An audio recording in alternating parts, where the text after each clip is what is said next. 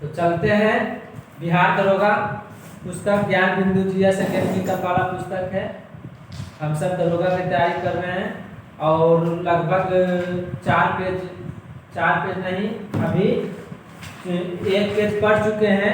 कल एक पेज पढ़े थे। आज हम पढ़ते हैं 8वां नंबर क्वेश्चन से स्टार्ट कर रहे हैं। तो ठीक है, चलिए चलते हैं 8वां नंबर क्वेश्चन। तो 8वां नंबर क्वेश्चन कहता है निम्मू बाजगो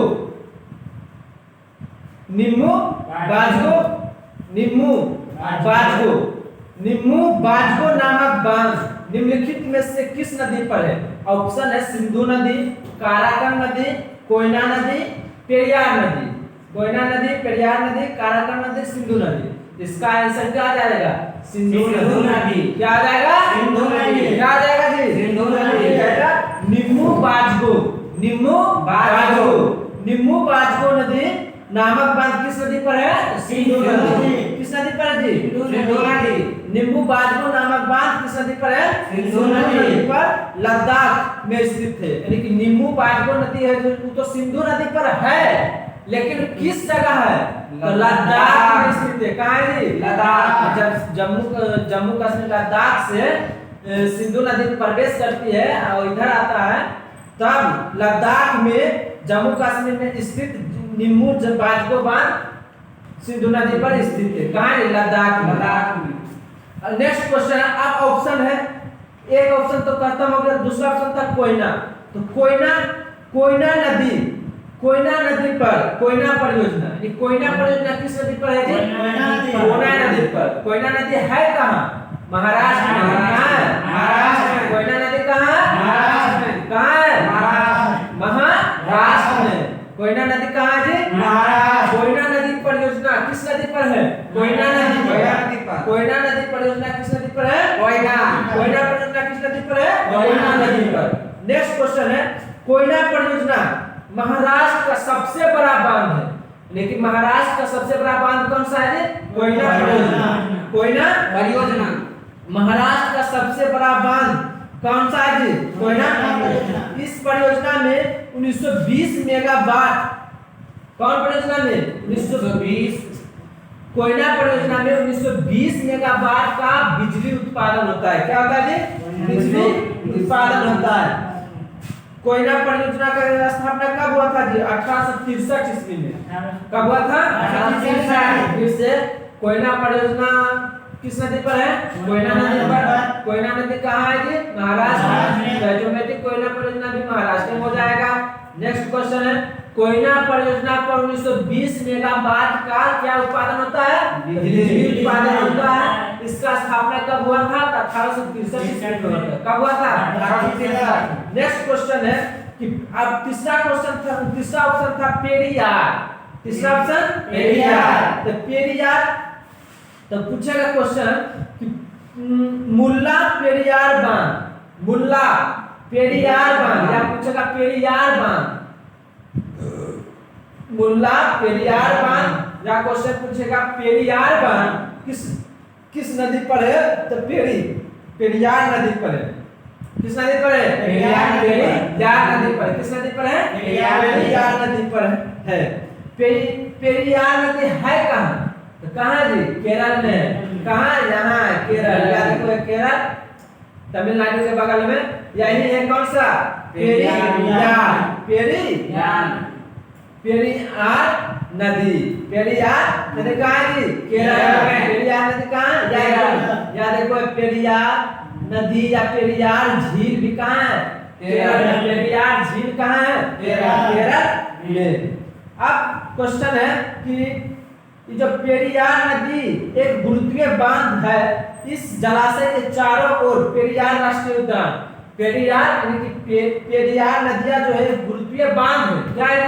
गुरुत्वीय बांध। इस बांध के जलाशय के चारों ओर, यानी कि इस नदी के जलाशय के चारों ओर क्या है? पेरियार राष्ट्रीय उद्यान है। तो पूछेगा क्वेश्चन कि पेरियार राष्ट्रीय उद्यान कहाँ है? केरल। पेरियार राष्ट्रीय उद्यान कहाँ है? पेरियार राष्ट्रीय उद्यान केरल। मसालों का बगीचा केरल। सर्वाधिक साक्षरता वाला राज्य केरल। सर्वाधिक साक्षरता वाला राज्य केरल। सर्वाधिक लिंगानुपात वाला राज्य केरल। सर्वाधिक लिंगानुपात वाला राज्य केरल। दूसरे स्थान पर कौन है? तमिलनाडु लिंगानुपात में। नेक्स्ट क्वेश्चन है उकाई परियोजना। उकाई परियोजना किस नदी पर है जी? ताप्ती नदी पर। उकाई परियोजना किस नदी पर है? ताप्ती नदी पर। उकाई परियोजना किस नदी पर है? ताप्ती नदी पर। किस नदी पर है? ताप्ती नदी पर। उकाई परियोजना किस नदी पर है? ताप्ती नदी पर। बाणसागर परियोजना किस नदी पर है जी? सोन नदी पर। बाणसागर सोन नदी। बाणसागर परियोजना सोन नदी। बाणसागर परियोजना सोन नदी। बाणसागर परियोजना सोन नदी। बाणसागर परियोजना सोन नदी। उकाई परियोजना उकाई ताप्ती नदी। उकाई परियोजना ताप्ती नदी। उकाई परियोजना ताप्ती नदी। उकाई परियोजना ताप्ती नदी। कोक बांध परियोजना व्यास नदी। कोक बांध परियोजना व्यास नदी। कोक बांध परियोजना व्यास नदी। कोक बांध परियोजना कहाँ है? हिमाचल प्रदेश में। कहाँ है? कोक बांध परियोजना हिमाचल प्रदेश के व्यास नदी पर है। कहाँ है जी? व्यास। भाखड़ा नांगल परियोजना सतलज नदी पर। भाखड़ा नांगल परियोजना सतलज। भाखड़ा नांगल परियोजना सतलज। भाखड़ा नांगल परियोजना सतलज। भाखड़ा नांगल परियोजना सतलज। भारत की सबसे बड़ी नदी घाटी परियोजना भाखड़ा नांगल परियोजना। भारत की सबसे बड़ी नदी घाटी परियोजना भाखड़ा नांगल परियोजना। भाखड़ा नांगल परियोजना। कोक बांध किस नदी पर है जी? कोक बांध किस नदी पर है? व्यास नदी पर। या कोक बांध परियोजना किस नदी पर है? व्यास नदी पर। कोक बांध नदी परियोजना किस स्टेट में है जी? तो हिमाचल प्रदेश में। किस स्टेट में है? हिमाचल प्रदेश नदी पर व्यास नदी। अगला है उकाई परियोजना किस नदी पर है जी? ताप्ती नदी। उकाई परियोजना ताप्ती नदी पर। उकाई परियोजना कहाँ है जी? गुजरात में। उकाई परियोजना गुजरात में। अब गुजरात किस नदी के किनारे है जी? ताप्ती नदी। सूरत किस नदी के किनारे है? ताप्ती नदी के किनारे। सूरत किस नदी के किनारे है? ताप्ती नदी के किनारे। बाणसागर परियोजना किस नदी के किनारे है? सोन नदी। बाणसागर परियोजना जो है किस नदी पर स्थित है? सोन नदी पर। बाणसागर परियोजना किस नदी पर है? सोन नदी पर। बाणसागर परियोजना किस नदी पर है? सोन नदी पर। अब 9वां क्वेश्चन है किसी वस्तु की कीमत में वृद्धि से क्या अभिप्रेरित होती है? यानी करेंगे जब मार्केट में हम जाते हैं किसी कोई वस्तु का कीमत क्या रहता है? बढ़ा हुआ रहता है, अधिक रहता है, तो उससे हम क्या समझते हैं? मुद्रा के मूल्य में गिरावट हो और वस्तु के मूल्य में वृद्धि हो। मुद्रा के मूल्य में गिरावट हो। जैसे कहने मतलब क्वेश्चन करा किसी वस्तु की कीमत में वृद्धि से क्या अभिप्रेरित है? वस्तु की कीमत में वृद्धि से क्या अभिप्रेरित है? तो ऑप्शन ए रहा है केवल मुद्रा के मूल्य में वृद्धि। केवल मुद्रा के मूल्य में वृद्धि तो गलत बोल रहा है। दूसरा केवल मुद्रा के मूल्य में गिरावट, ये भी गलत बोल रहा है। तीसरा है केवल वस्तु के मूल्य में वृद्धि, तो ये तो क्वेश्चन में लगो बोल रहा है। वस्तु के कीमत में वृद्धि या तो वस्तु के मूल्य में वृद्धि, तो क्वेश्चन में बोल रहा है। चौथा क्या है? मुद्रा के मूल्य में गिरावट। हाँ ये देखो सही, मुद्रा के मूल्य में गिरावट तब वस्तु के मूल्य में वृद्धि। ये कहने का मतलब क्वेश्चन बोला कि वस्तु के मूल्य में क्या है? वृद्धि। तो ऑटोमेटिक जब वृद्धि रहते है वस्तु के मूल्य तो वस्तु की रहता है नॉर्मल रहता है। वस्तु ज्यादा मांगने करें, वस्तु मुद्रा के मूल्य में गिरावट होगा तो वस्तु के मूल्य में क्या होगा? वृद्धि। जब हम मुद्रा के मूल्य में गिरावट करेंगे तभी वस्तु मांग होगा। तो जब अर्थव्यवस्था में वस्तुओं एवं सेवाओं की आपूर्ति की अपेक्षा, जब अर्थव्यवस्था में वस्तुओं एवं सेवाओं की आपूर्ति की अपेक्षा मुद्रा की आपूर्ति अधिक हो जाती है। वस्तु और सेवा की अपेक्षा मुद्रा की अपेक्षा क्या होता है? अधिक हो जाती है। अर्थात वस्तुओं सेवाओं की आपूर्ति की अपेक्षा उसकी मांग अधिक होती है। वस्तु को सेवा दे रहा है, आपूर्ति की अपेक्षा उसकी मांग क्या हो रहा है? अधिक है। कोई वस्तु का मांग कर रहे हैं तो उसमें क्या होगा है पता? उसके तो कीमतें सतत रूप से ऑटोमेटिक है। कोई वस्तु के मार्केट में एकदम ज्यादा मांग हो रहा है तब बहुत मांग हो रहा है बहुत मांग हो रहा है, तो ऑटोमेटिक है कि उस वस्तु का मूल्य क्या होगा, कीमत बढ़ेगी। क्या होगी, कीमत बढ़ेगा और मुद्रा का मूल्य क्या होगा, घटेगा। मुद्रा का मूल्य घटेगा और कीमतें सतत रूप से क्या होगी, बढ़ती रहेगी, जिससे क्या कहते हैं, मुद्रास्फीति। क्या कहते हैं, मुद्रास्फीति। जब मांग, मुद्रास्फीति किस, जब मांग बढ़ेगा तो वस्तु की कीमत घटेगा, जब मांग बढ़ेगा तो वस्तु की कीमत बढ़ेगा। जैसे कि हमको पास में किताब मार्केट में बहुत मांग है, बहुत स्टूडेंट खोज रहा है। अब किताब बताओ तो दुकान ठीक करेगा दुकानदार कि किताबा कम में मतलब बिके, लेकिन उसका ज्यादा फायदा वस्तु की मांग है तो ऑटोमेटिक किताब का मांग की करेगा, मूल्य क्या करेगा, बढ़ाएगा। हैं, अगर यही किताब के मांग में रहेगा तो क्या कर देगा, सस्ता कर देगा। यानी कि मांग नहीं रहेगा तो क्या कर देगा, सस्ता। मांग रहेगा तो मूल्य बढ़ा देगा। समझ में आया, इसी को क्या कहते हैं, मुद्रास्फीति। और नेक्स्ट पॉइंट है, जब कीमत के समान स्तर में लगातार वृद्धि होने लगती है। हाँ, जब कीमत पुस्तक के कीमत में लगातार वृद्धि कर रहे तब पता वस्तु के मांग बढ़ेगा कि घटेगा, बढ़ेगा। वस्तु के मांग बढ़ेगा, वस्तु के मांग, अगर मांग बढ़ रहा है तब ना कीमत पाकर बढ़ा रहा है। अगर मांग नहीं बढ़ता तो कीमत बढ़ता नहीं बढ़ता, तो वस्तु का मांग क्या होगा, बढ़ने लगेगा। यही घटना को कहते हैं क्या, मुद्रास्फीति कहते हैं। इसी अवस्था को क्या कहते हैं, मुद्रास्फीति। मुद्रा के मूल्य या क्रय शक्ति का कम हो, यानी कि अभी का मुद्रा का मूल्य कम हो तो वस्तु का मूल्य क्या हो, वस्तु का क्या मांग होगा, वस्तु पर क्या प्रभाव पड़ेगा, कम अधिक मांग होगा।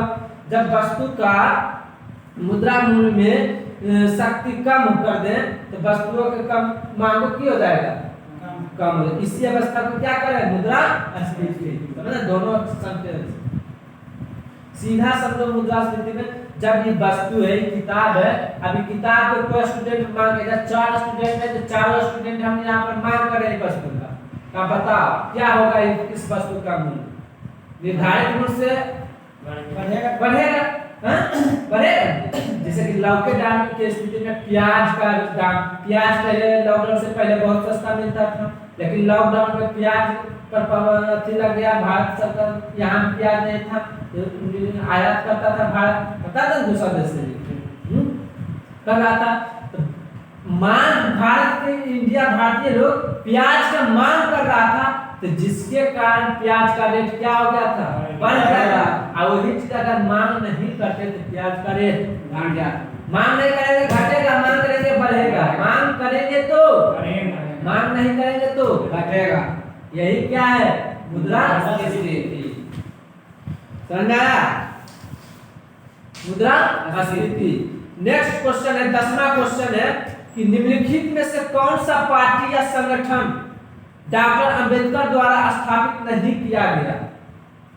समझ में आ रहा, निम्नलिखित में से कौन सी पार्टी या संगठन डॉक्टर भीमराव अंबेडकर द्वारा स्थापित नहीं किया, बाबा साहेब भीमराव अंबेडकर के द्वारा स्थापित नहीं किया गया। तो ऑप्शन ए में दलित समाज शोषण मुक्ति मोर्चा मंच, दूसरा समता सैनिक दल, तीसरा स्वतंत्र मजदूर संघ, चौथा the Republican party of India. तो है ये है, तो इनमें से हो जाएगा ऑप्शन नंबर ए कि दलित समाज शोषण मुक्ति मोर्चा मंच की स्थापना डॉक्टर भीमराव ने नहीं किया था। कौन सा, दलित समाज शोषण मुक्ति मोर्चा का स्थापना बाबा साहेब नहीं किया। बाबा साहेब का जन्म कब हुआ था जी, 14 अप्रैल 1956, 14 अप्रैल 1956, 14 अप्रैल 1891 में जन्म हुआ। बाबा साहब का जन्म कब हुआ था जी, 14 अप्रैल 1891। मृत्यु कब हुआ था, 6 दिसंबर 1956 ईस्वी में, 6 दिसंबर 1956 ईस्वी में। तो बाबा साहब ने the all India depressed class federation की स्थापना किसने किया थी, बाबा साहेब भीमराव अम्बेडकर। बाबा भीमराव अम्बेडकर 1920 ईस्वी में स्थापना किया था बाबा साहब ने the all India depressed class federation, the all India depressed class federation की स्थापना किसने किया? बाबा साहब भीमराव अम्बेडकर। बाबा साहब भीमराव अम्बेडकर 1924 ईस्वी में बहिष्कृत हितकर्मी सभा की स्थापना किए थे। बहिष्कृत हितकर्मी सभा की स्थापना किसने किया? बाबा साहब भीमराव अम्बेडकर। बहिष्कृत हितकर्मी सभा की स्थापना किसने किया? भीमराव अम्बेडकर। समाज समता संघ की स्थापना किसने किया था? बाबा भीमराव अम्बेडकर। समाज समता संघ का स्थापना किसने किया? भीमराव अम्बेडकर। 1942 ईस्वी में अनुसूचित जाति परिषद की स्थापना किसने किया था? बाबा भीमराव अम्बेडकर। अनुसूचित जाति परिषद की स्थापना किसने किया था? बाबा भीमराव अम्बेडकर। 1942 ईस्वी में कब किया था? भारतीय रिपब्लिकन पार्टी एवं बौद्ध महासभा की स्थापना किसने किया था? बाबा भीमराव अम्बेडकर। बाबा भीमराव अम्बेडकर। संविधान के निर्माण करता बाबा भीमराव अम्बेडकर। बाबा भीमराव अम्बेडकर। प्रारूप समिति का अध्यक्ष बाबा भीमराव अम्बेडकर। संविधान की हृदय आत्मा किसे कहा गया है? प्रस्तावना को। किसे कहा गया है? किसे कहा गया है? प्रस्तावना को। प्रस्तावना को। प्रारूप समिति का अध्यक्ष कौन है जी? बाबा भीमराव अम्बेडकर। प्रारूप समिति का गठन कब हुआ था जी? 29 अगस्त 1947 को। 29 अगस्त 1947 को हुआ था प्रारूप समिति का गठन। किसने किया था? बाबा भीमराव अम्बेडकर ने किया था। बाबा भीमराव अम्बेडकर ने क्या था? इसका स्वीकृत कब हुआ? गठन कब किया गया था जी? 29 अगस्त 1947 ईस्वी को।